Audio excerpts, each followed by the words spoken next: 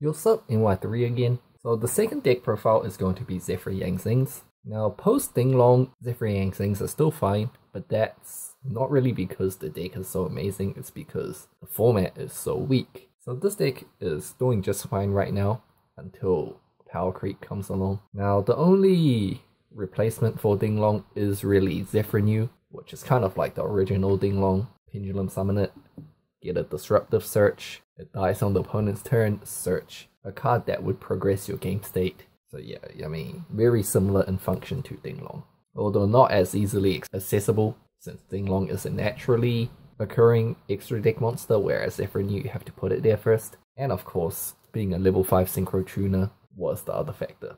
But yeah, anyways, this is how the deck is looking right now for me. Yang Zings, just 3 Chi1 Gel to Suani. Suani over Bien, because Chambera is more game impacting than Herald of Arclight. Gel 2 to make the Beals to out Masterpiece. Suani can out Masterpiece as well.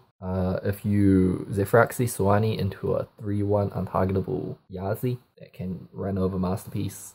But first, obviously, you have to out the Apocalypse and the diagrams. Zefra's triple Zefraxi, Zefraxahon, Zefrathorban, Zefraxa, just to increase access to Baxia, because Zefraxa is a Baxia.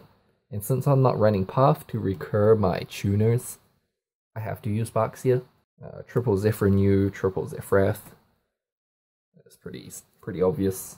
The rest of the monsters, Cyframe Engine. For the Trickstars, 1 Lilybell and 1 Candina, and 2 Astrograph are the last ones. They're good because they're scale 1. You want low scales to go with Zefrath, and also they're the main Wavering Eyes targets, which you have to run right now, which is pretty annoying. Spells, triple Providence, field spells, 3 Terraforming, 3 Oracle, 1 Light Stage, and 1 Set Rotation. The Light Stage gets pulled out of the deck really fast between Terraformings and Candina, which means if Set Rotation was not opened, it's probably going to be dead when you top deck it. That's the reason behind having 1. But yeah, Light Stage is really cool because it gives you the excuse to run 6 Oracles, even though these are hard once per turns, because Terraformings can search Light Stage instead. And the rest of the spells are just triple Wavering Eyes. This is actually really annoying how you have to run it. But yeah, against Pendulums, so against Magicians or any Pendulum deck, whoever draws this pretty much wins. You can't disadvantage yourself by not running it in the main deck. The trap lineup's still the same as always, 2 Pillars, 1 War. So Synchros, Chambera, Metaphys Horus.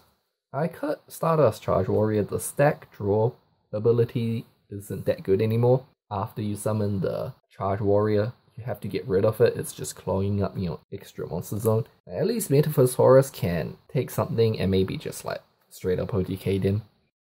Yazi, Ancient Fury, Ignister, Stardust, Double Baxia, Omega, and Chelfing, so that's Synchros. The Exceed Diamond Direwolf is pretty cool because it clears itself from the extra monster zone. The Lynx, Mrs. Radiant, we got quite a lot of Earths. Trickstar Holy Angel, so this is really cool. So Terraforming, Light Stage, or Candina, they're all pretty much 1 card Holy Angel, which unlocks 2 zones, so you can Pendulum Summon 2 from the extra deck. And while you're at it, you get a Trickstar Light Stage out of it, which is like a once per turn MST. So for just 1 card, you can lock a back row and get a Link 2 that opens up 2 zones, which is the main purpose of the Trickstar engine. They also do decent damage because if you don't make the Holy Angel, Candina and Lilybell with the field spell up, that's 3k damage. And Chambara, obviously with Suani buff, does 5,600 damage by itself, so that's a OTK on its own. And the last Link monster, Deco Talker. Yeah, that's where the Zefra Yang Zings are at now.